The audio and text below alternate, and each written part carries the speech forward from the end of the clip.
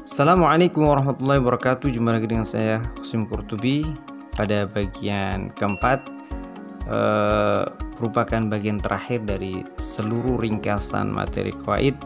Dan di bagian keempat ini kita akan mulai dengan bahas apa itu al-fi'l, apa itu kata kerja. Kata kerja berdasarkan dilihat dari segi waktunya dibagi menjadi tiga, yaitu fi'il madhi, fi'il mudhari, kemudian yang ketiga adalah fi'il amr. Oke, kita mulai membahas dengan apa itu fi'il madhi. Fi'il madhi itu kullu fi'lin yadullu ala husul amalin ala husuli amalin fi zamanil madhi. Setiap kata kerja yang menunjukkan terjadinya suatu pekerjaan pada waktu lampau. Contoh nih, dhahaba Muhammadun ilal madrasah. Dhahaba, nah ini fi'il madhi. Berarti kegiatan perginya atau kepergian Muhammad itu kapan? Sudah lewat. Kenapa?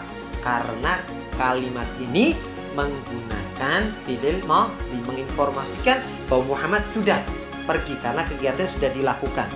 Safarat Fatimatu ila Jakarta. Fatimah telah pergi ke Jakarta. Oke, itu yang dimaksud dengan fi'il madhi. Kemudian apa fi'il mudhari? Fi'il mudhari adalah kullu fi'lin yadullu ala husul amalin ala husuli amalin fi zamanil hadir awil mustaqbal. Oke, yang dimaksud dengan fi'il mudhari adalah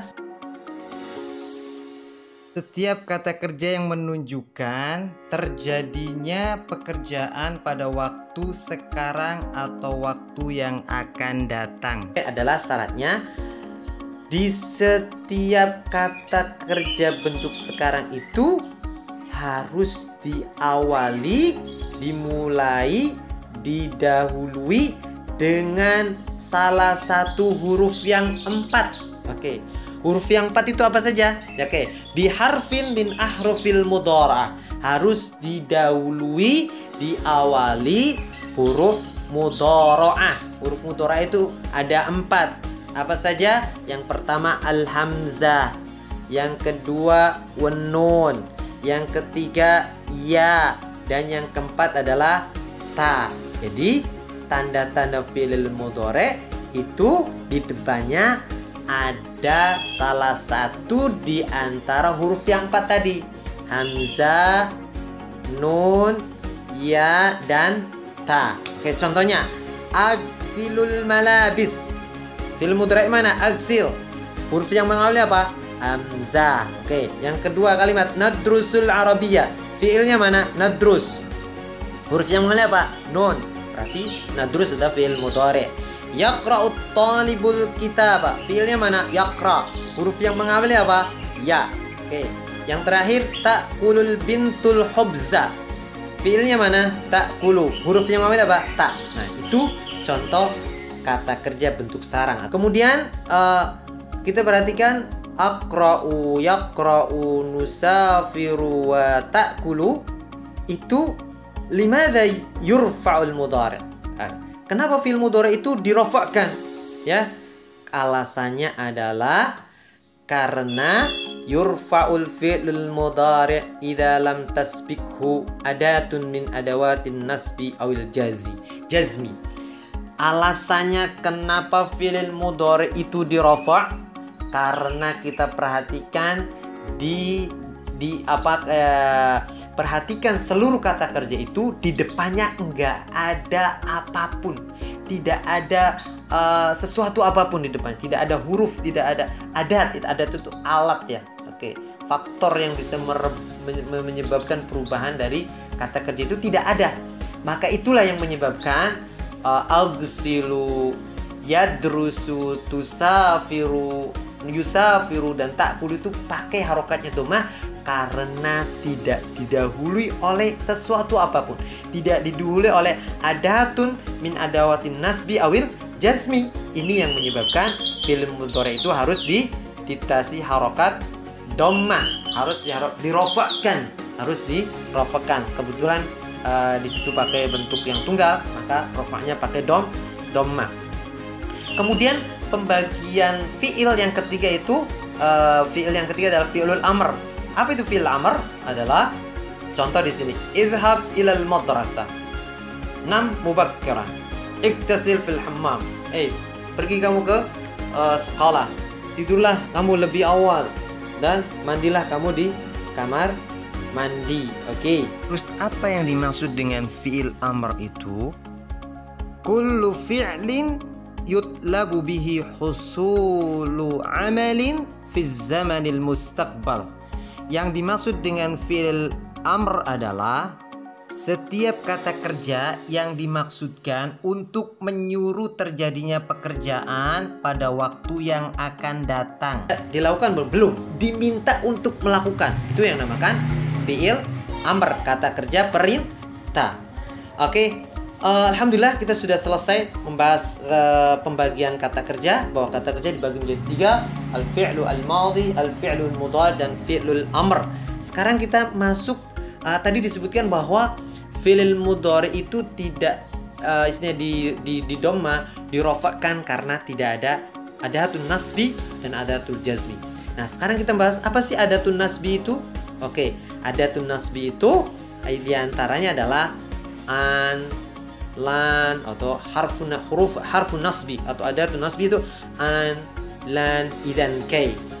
Nah, mata sabaqau ahadu min ahruf, oke, yunsabu fi'lil mudhari. Oke, apabila fi'lil mudhari itu didahului salah satu di antara huruf yang 4, maka yunsabu fi'lil mudhari. Sebagai contoh, perhatikan di sini.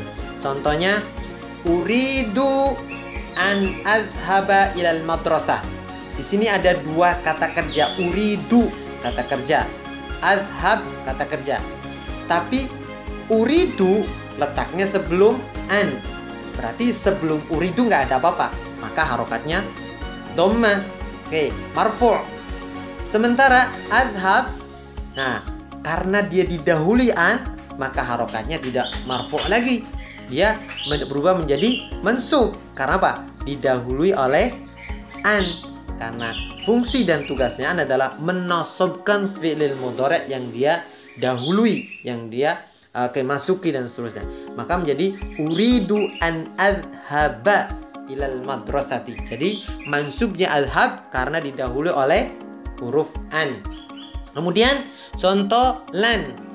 Lan yafuza kaslanu. Orang malas itu tidak bakalan sukses. Yafuza. Nah, za-nya berharokat fathah atau mansub karena dia didahului oleh lan, maka jadi mansub. Nah, contoh bagaimana menggunakan idzan. Nah, idzan tanjaha.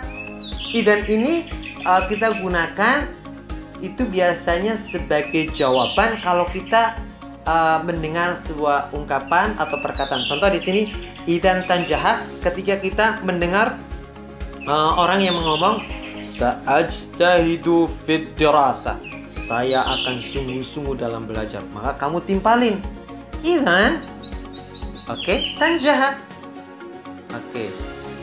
Idzan, kalau begitu, bisa jadi kamu sukses. Dan seterusnya. Kemudian yang terakhir, contoh huruf nasab yang terakhir itu K. Nah, K juga biasanya adanya di tengah.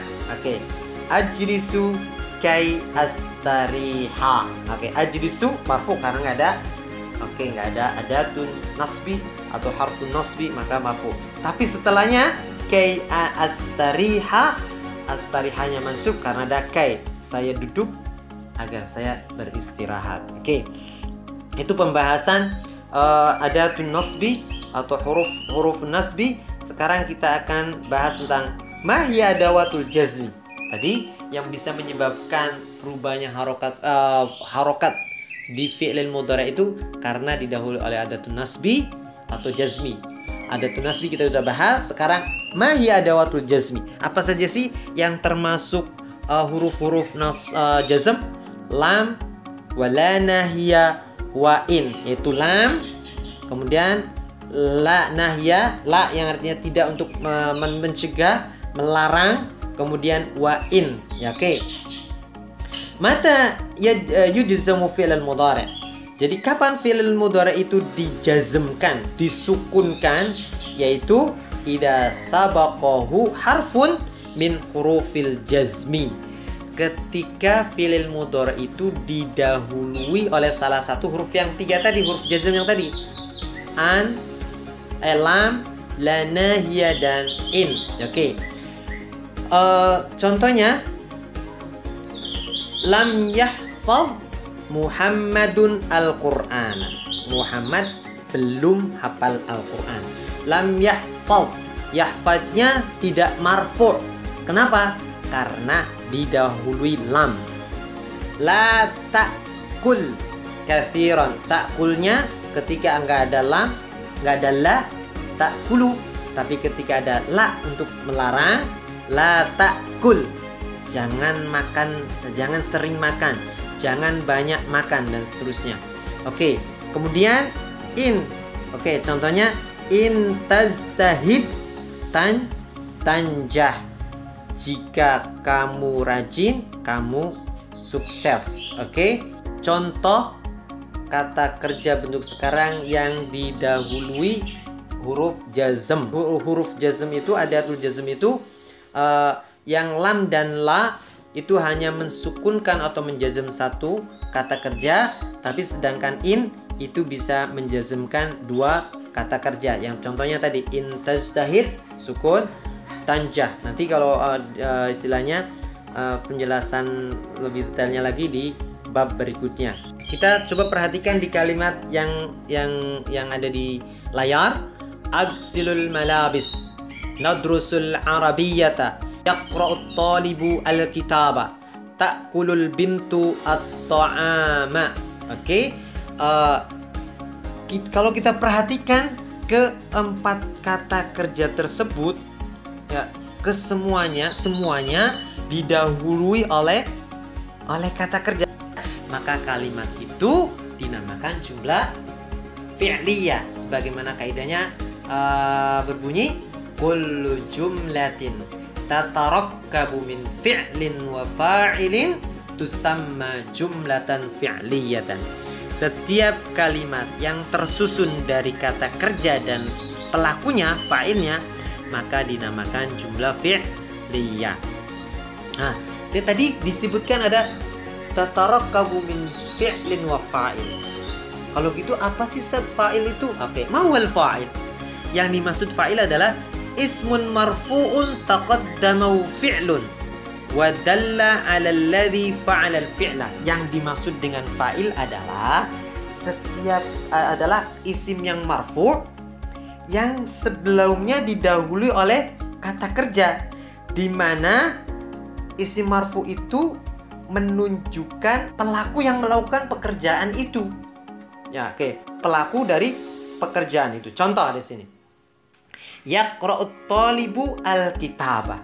Yaqra'unya apa? Fi'lun mudhari'un. Oke. At-talibu fa'ilun marfu. Yang membaca siapa? Ya talib. Nah, talib itu adalah pelaku dari kegiatan membaca itu. Dari pekerjaan membaca itu adalah si talib. Sementara kitabnya apa? Oke. Kitabnya statusnya apa? Kedudukan dia dalam kalimat sebagai apa? Oke. Dia hada huwa ma yusamma bil maf'ul. Inilah yang dimaksud dengan maf'ulun bihi. Apa itu maf'ulun bihi? Adalah ismun mansubun. Oke. Ismun mansub tadi kan yaqra'ut talibul kitaba. Mansub itu disimbolkan dengan tanda fathah. Kalau nggak ada fathah berarti pakai ya dan nun. Oke. Ismun mansubun waqa'a alaihi fi'lul fa'il. Dibebankan padanya sebuah pekerjaan oleh si pelaku. Ya, jadi objek. Itu yang dimaksudkan dengan maf'ulun bihi. Oke. Berikutnya adalah kita akan membahas tentang huruf jar, jarul ismi. Oke. Jarul ismi. Contoh, lihat, perhatikan kalimat berikut. Nazalal mataru minas sama'i. Aktubud darsa bil qalami. Oke. Kalau kita perhatikan kata setelah huruf min harokatnya kasroh. Kemudian setelah huruf ba juga kasroh. Kenapa?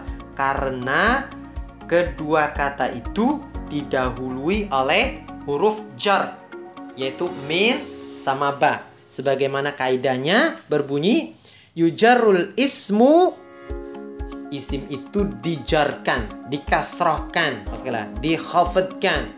Ida sabaqahu, jika isim itu didahului harfun, salah satu huruf min hurufil jarri, di antara huruf jar. Huruf jar apa saja? Itu min, ila, an, ala, fi, ba, dan kaf. Itu adalah huruf-huruf jar. Oke. Pembahasan huruf jar insya Allah gampang selesai. Pembahasan yang terakhir yaitu an-na'tu. An-na'tu ke, biar coba perhatikan di kalimat yang ada di bawahnya. Hadza kitabun mufidun. Qara'tu kitaban mufidan. Nadhartu fi kitabin mufidin. Oke. Kemudian yang di bawahnya, tafattahatil wardatul jamilatu. Qataftul wardatal jamilata. Nadhartu ilal wardatil jamilati. Oke, kalau kita amati dari kedua kelompok kalimat, ya di antara ada kitabun mufidun. Oke, kitabun didampingi mufid. Ya, dari tiga kalimat itu kitab sampingnya mufid. Di kalimat pertama kitabunnya marfu, maka mufidnya marfu. Di kalimat kedua kitabnya harokatnya mansub, mufidnya juga mansub. Kemudian yang ketiga, kitabnya kasroh, mufidnya juga kasroh. Nah, kata yang kedua itulah yang dimaksud, yang dinamakan na'tun. Ya, kata kedua yaitu kata sifat yang menyertai kata sebelumnya, dan harokatnya biasanya mengikut kata sebelumnya. An-na'tu wal lafdun yadullu ala sifatin fismin qablahu. Yang dimaksud dengan na'at adalah lafaz yang menunjukkan sifat buat isim yang sebelumnya. Buat kata sebelumnya dinamakan na'tun, maka kata yang sebelum na'tunnya dinamakan man'ut. Ya, maka kaidahnya mengatakan wa yusammal ismul mausuf, dan isim yang diberi sifat itu namanya man'ut. Maka di sini an-na'tu yatba'un man'uta. Na'tu itu mengikuti man'ut, kata yang disifatnya. Sifat ini mengikuti kata yang disifatinya dalam hal apa? Fi raf'ihi, yang disifatnya rafa' dia ikut rafa'. Fi nasbi, kalau dia dinasab dia nasab. Di fathah ikut fathah. Kalau di jarri di kasroh ikut di jar. Wa tadhkirihi, kalau yang disifatnya mudzakkar dia ikut mudzakkar. Wa ta'nisihi, kalau yang sebelumnya muannas dia ikut muannas. Wa ifradi, kalau sebelumnya mufrad dia ikut mufrad. Kalau tasniyatihi, kalau yang sebelumnya musanna dia juga ikut harus musanna, dan sebelumnya itu jamak maka sifatnya itu ikut jamak. Oke? Demikian seluruh ringkas yang bisa sampaikan, mudah-mudahan bermanfaat buat kalian. Assalamualaikum warahmatullahi wabarakatuh.